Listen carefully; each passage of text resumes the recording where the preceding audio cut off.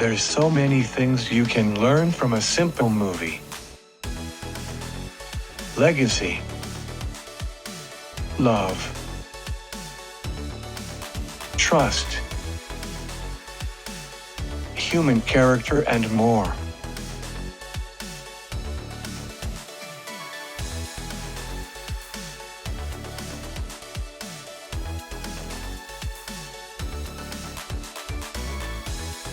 At the movies.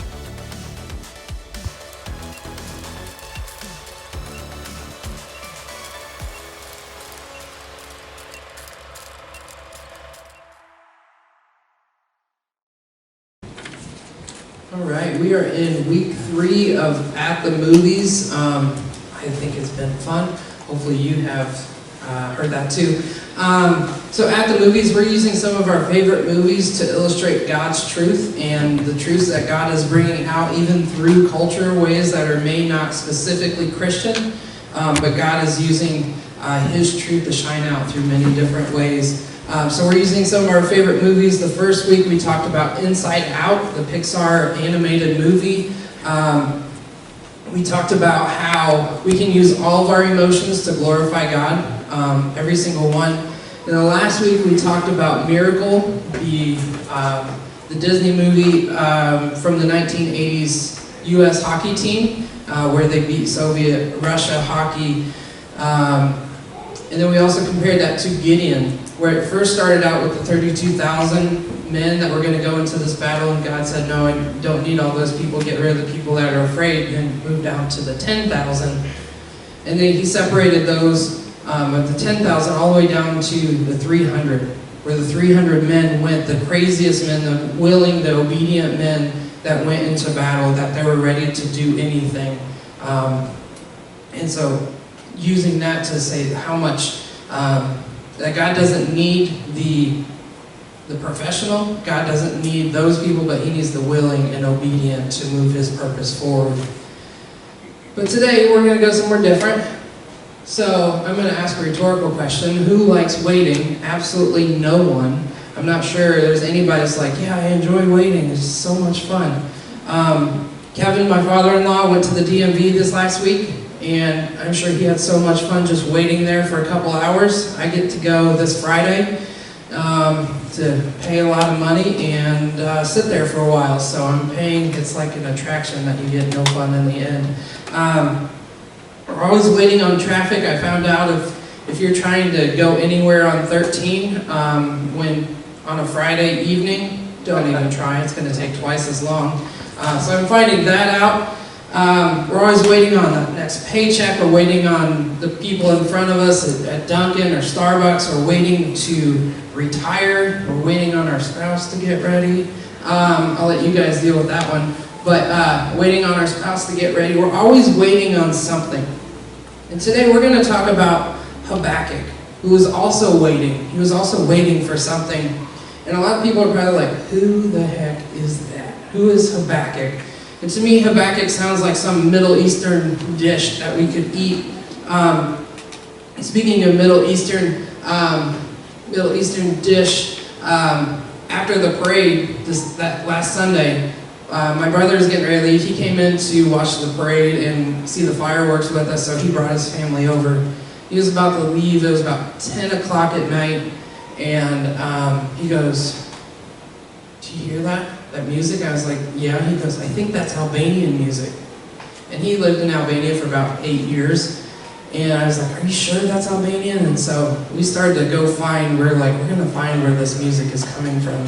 So we thought it was like in our backyard, like the people behind us and maybe one house over. So we're kind of going through a backyard just trying to figure out where it was. And we found out that's not where it was, a little further. So we jumped in my car and we drove around and we were listening for this music. It's Albanian music.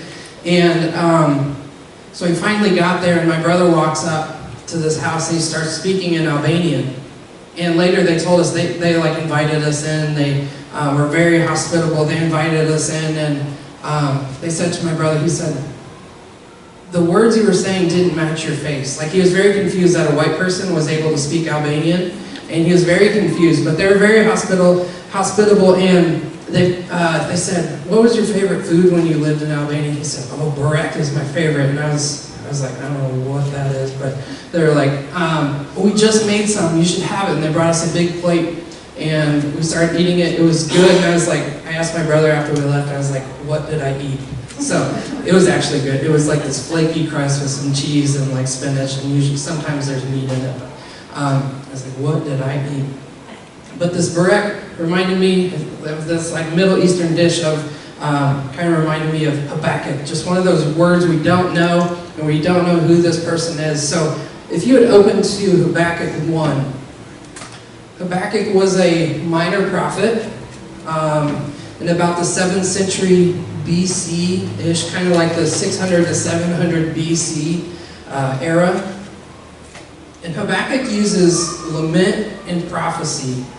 It's like this conversation between God and Habakkuk. It's not necessarily God telling Habakkuk what to say to the people, but it's more this inner dialogue between Habakkuk and God. And basically he's complaining, Habakkuk is complaining about these Babylonians, or sometimes it's changed to Chaldeans, which are basically like the Babylonians. But these people were executing God's judgment. It's a very short book. There's only 3 chapters in this, so if you want, you can read this whole book later. It's a very short book, but I believe it meets us right where we're at today in this waiting period.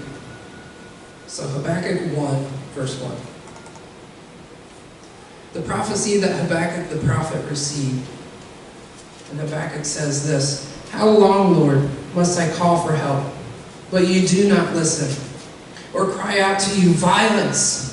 And that violence word is like just an expression. It's not necessarily like a physical violence or anything. It's more like, I'm not going to say it, but because I don't want people to freak out, and you're not allowed to say it in a building. But if I said F-I-R-E in here, it's kind of one of those things like get your attention, like it's something's happening, we got to go. It's more just a cry for help.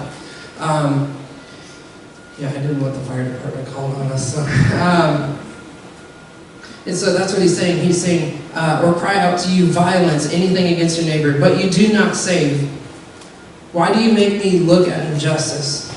Why do you tolerate wrongdoing? Destruction and violence are before me. There is strife and conflict abounds.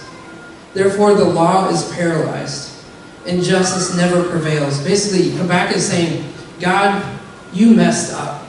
You're letting all this stuff happen. All this injustice is happening. What are you doing? He says, the wicked him and the righteous, so that justice is perverted. He's just saying, everything's wrong. Nothing is right. God, do you see all this chaos? Do you see all the fear around? Do you see the hopelessness? Do you see that the Israelites are afraid?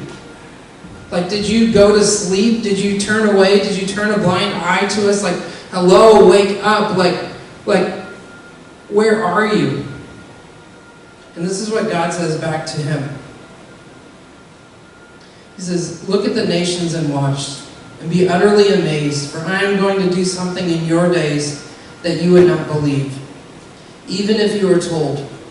I am raising up the Babylonians, that ruthless and impetuous people who sweep across the whole earth to seize dwellings not their own.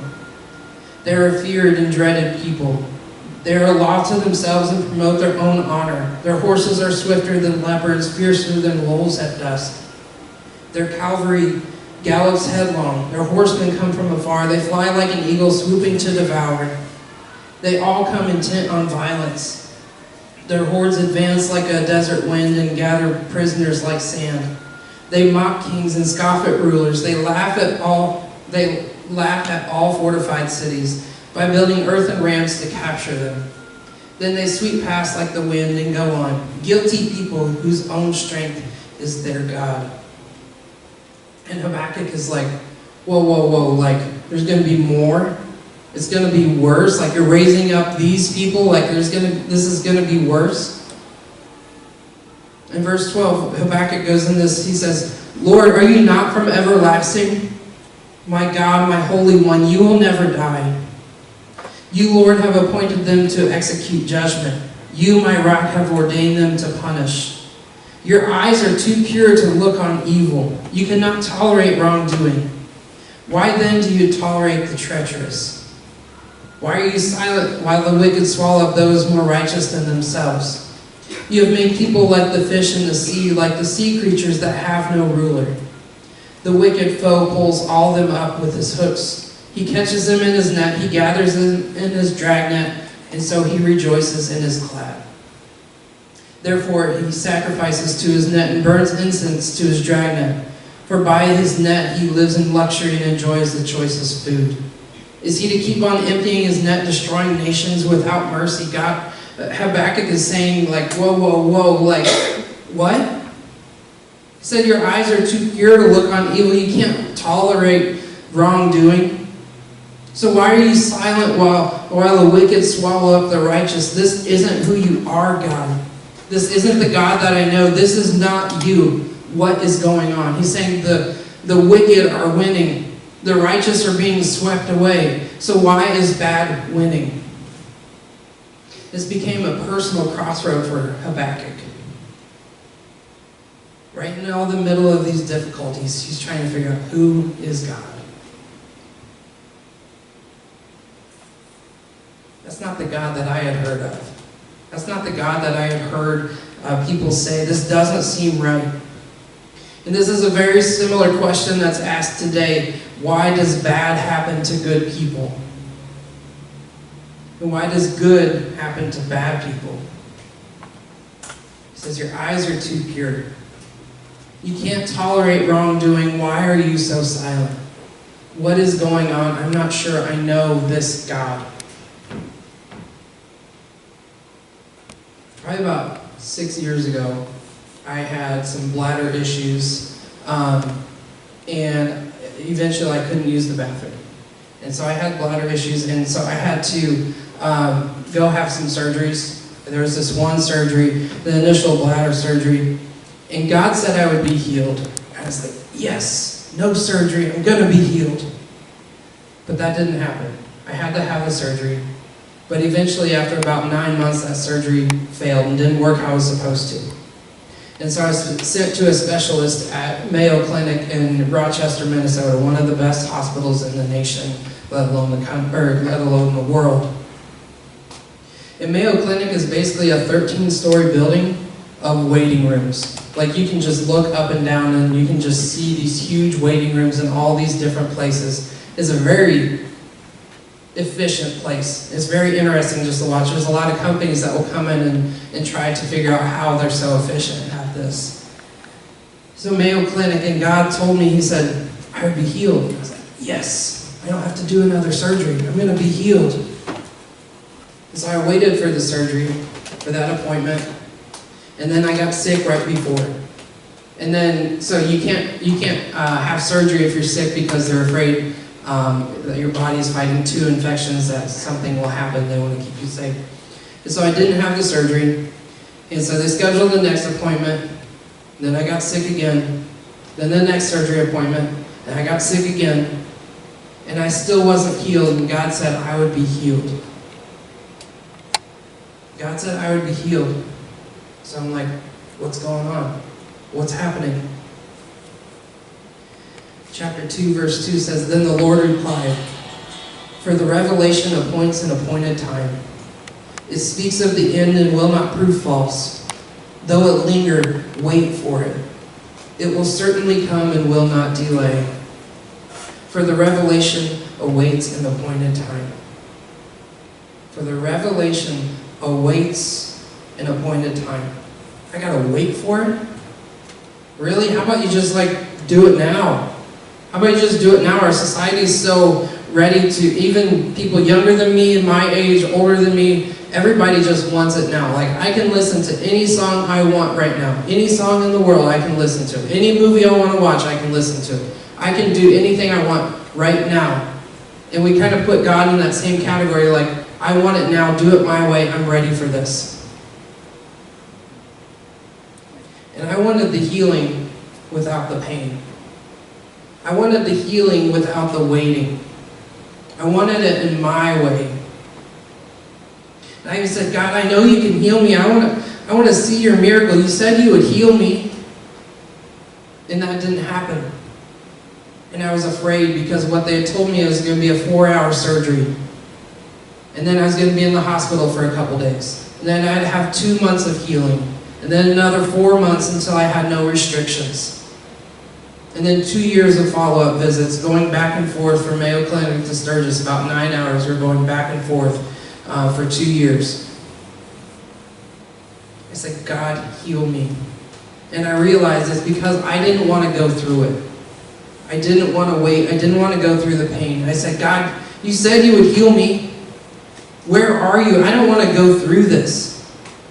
This isn't who you are. This isn't the God that I know. And my faith kind of went into a spiral where I didn't realize who God was, and I thought that there was something else. And it got so deep and so dark where I was praying one time and I was trying to read my Bible. I got so frustrated because I didn't feel like God was there. I'd just been waiting for so long. God, you said I'd be healed. Like, why is this not happening? And I tried to throw my Bible away. And I threw it at the trash can and it shot back out. Well, that scared the crap out of me. Don't do that. Bible shot back out. It's not that I didn't trust God, but I let my fears become bigger than my God. I let my fears of waiting, I let the fears of the pain be bigger than what God said He would do. And today's movie we're going to talk about is called The Terminal. And it stars Tom Hanks, not Tim Allen, Tom Hanks, Catherine Zeta-Jones. It's a great movie. Jen and I love this, but Tom plays this character named Victor, a citizen of Krakosia. But as he's flying to America, there's a civil war in his home country. There's a military coup, and so America stopped letting Krakosians enter because of that. And so Victor's country didn't have the authority to recognize his citizenship since there was nobody in power. So he became stuck at this airport. He couldn't go into America. He couldn't fly back because he had no valid passport that was recognized by any country. So he was stuck at this airport in New York City. He lived there. He had no money. He had no bed. He had no food. He had nothing and was a citizen of nowhere. So for a couple weeks, Victor lived in this airport just making ends meet, eating crackers and ketchup, and you'll see that in a second. But the airport director was tired of dealing with this guy that was just stuck there. So he tried to trap Victor into leaving the airport so that he could be arrested and it wouldn't be the director's problem anymore. So this is where we start today. Watch this.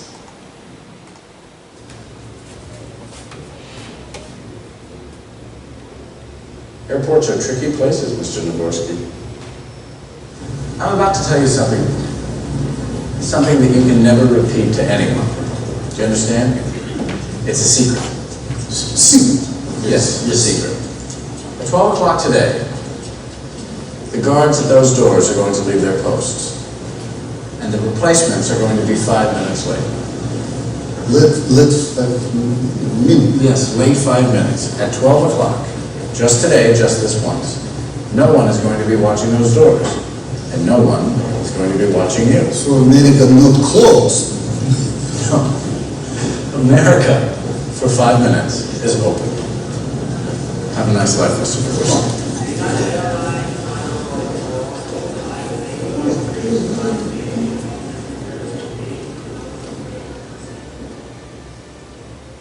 Catch and release, Judge. It's very simple. Sometimes you land a small fish, you unhook him very carefully, you place him back on the water, you set him free so that somebody else can have the pleasure of catching him. All right. All right, here we go. Okay, call him. Just clear the doors. All right, go. Get out. All right, there's the door. All right. Here we go. Yeah, now where is he? Oh, there he No, is. that's not him. Are you sure? Yeah, there he is. Oh, okay. All right, Victor. Here we go.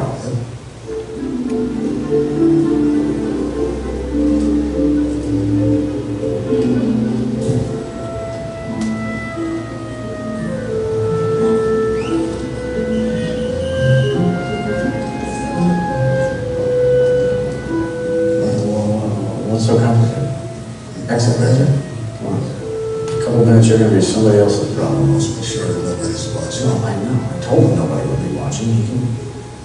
Come on. All right, here we go. Call the airport police. One authority's on his way. Excuse me.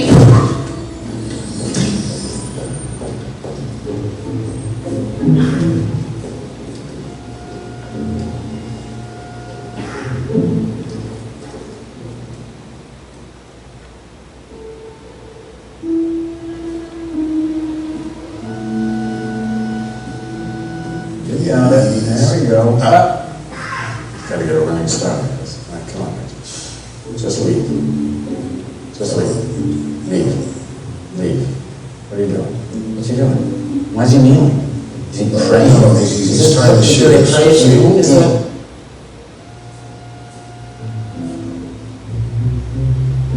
Come on, leave. Get the cameras.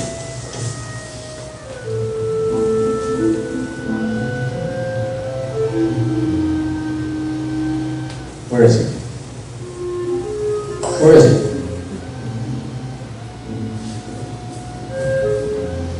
Yeah, left, to the left. No, he was just at the door. I just... Right, just go a little left. All right.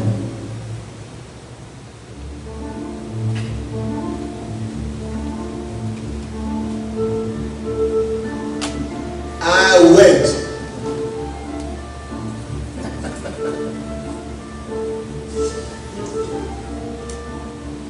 What are you looking at? What are you doing? Go back to work. Thank you.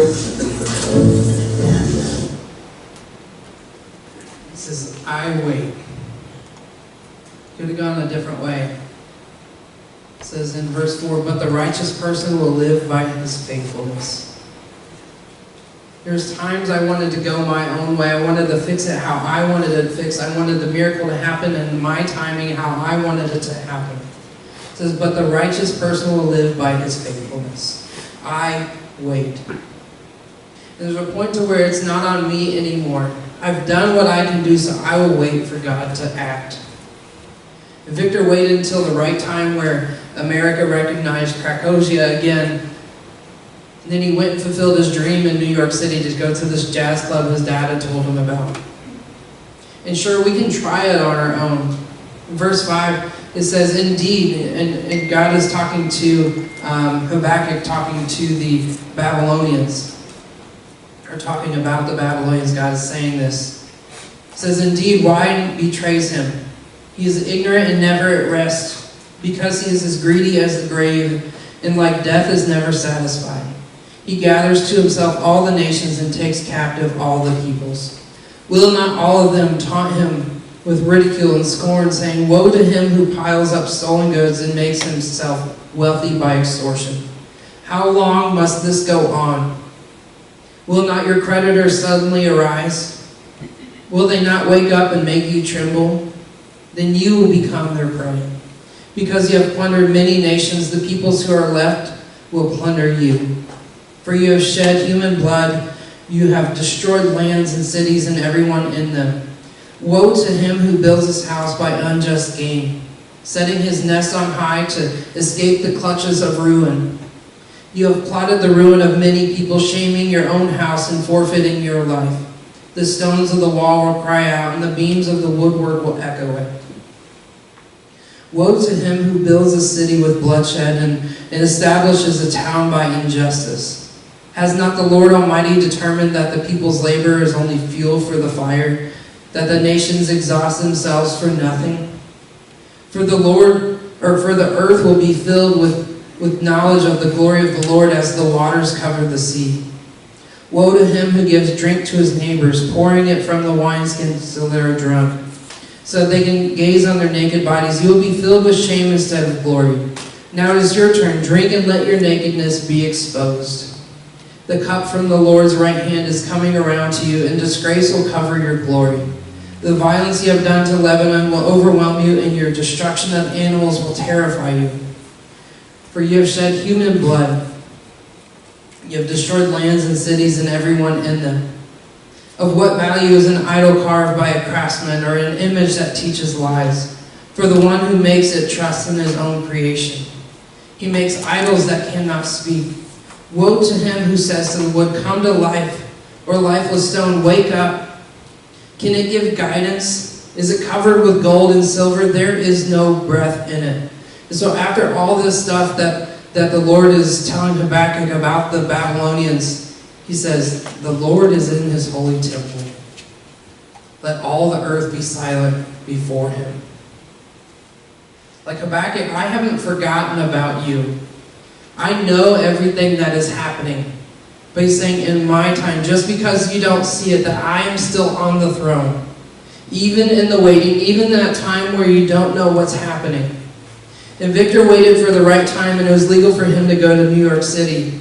But he would have been arrested had he left the terminal and done it on his own. Timing is absolutely everything.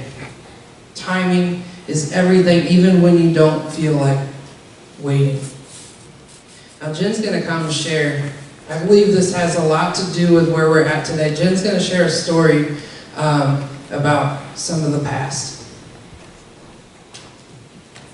Okay, so I want to, go back to the past a little bit. When I was in college, actually even before that, I always thought I was going to go to Indiana University and I was going to become a teacher, but towards the end of my senior year of high school, God started to nudge me to go to a Christian college. And so I looked at all the Christian colleges that were there and found myself at Indiana Wesleyan University. And back then, I didn't even know what Wesleyan was. I went to a non-denominational church, but I fell in love with the campus and I felt something in my spirit that said that that's where I was supposed to go. And I was like, hey God, if you want me to go here, this is like $30,000 a year. And I was like, I don't have that kind of money. No one in my family has that kind of money. So you're going to have to help me make this work. And so I prayed and I decided to attend that school. And God and I had that arrangement that he was going to have to make it work. But I also would work as hard as I could. So in the summers, I worked 3 jobs. I would pull weeds all day, hands and knees, just pulling weeds for the city that I lived in, landscaping, but really I just pulled weeds and watered flowers. And then I would, in the evenings, go rush to the mall and work at the outlet mall close to my town. And then anytime I wasn't scheduled to work, I was trying to babysit. And so I was working as much as I possibly could. And when the school year would arrive, I would just pray that the bill and what I had made that summer would line up. And Aaron can attest, like my freshman year, the first semester on campus, I spent $5. Like I did everything I could to not spend money and pray and hope that it was enough. But one year it wasn't enough. And that was for the start of my junior year. And so I was kind of like, okay, God, I thought you said that you were going to help me with this, and I worked really, really hard, and I don't have enough money to make this happen. And I thought, okay, maybe my journey here is done. About halfway through college, maybe I'll have to just go home, and this is as far as I can go. And I found out about a scholarship that I applied to, and it was a tricky scholarship. You kind of had to cross all the T's, dot all the I's, and make sure everything was in place. And so I did that as soon as I could. I turned it in before the deadline, and I was just waiting at that point. Then Aaron got that same scholarship, so I was like, okay, cool. If Aaron got it, maybe I can get it too. Like, we've taken a lot of the same classes, and but I still hadn't heard about whether I got the scholarship or not. And so this was the difference if I was going to continue on my journey in college or not. And so I was just waiting and praying and really hoping for the best. And then fall break of that semester rolled around, and the scholarship had to be in by that Friday at 5 p.m. And I was getting nervous, like maybe God wasn't going to come through, maybe it wouldn't work out for me. And fall break happened, so everybody went home, left campus, and I just thought, okay, it's probably over. Like, people aren't even in the office anymore. And Friday, it was like Thursday probably, but Friday still hadn't happened, so we all went home. And I was trying to spend time with my family and just trust that everything would be okay, but I was really holding back tears, like, okay, God, I need you to come through. And Friday happened, and I still hadn't heard anything. Friday lunch happened, and I still hadn't heard anything. And then at 4:45 p.m. on that Friday, when I needed my scholarship to come through, my phone rang, and it was a number that I didn't recognize, so I answered it, and it was the college saying that my scholarship had come through.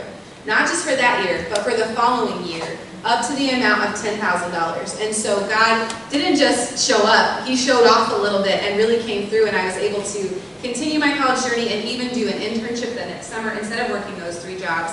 And there's really a difference of before that happened and after in my level of faith and trust in God, that He will come through, and sometimes He likes to make us wait till the very last possible second to show just what kind of God He is. Amen. Timing is everything.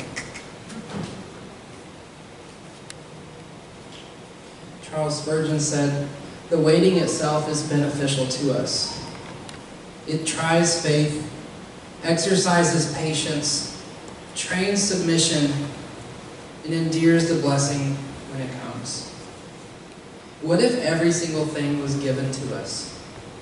What if every single thing came to us exactly how we said it was going to, exactly how we wanted it, when we wanted it?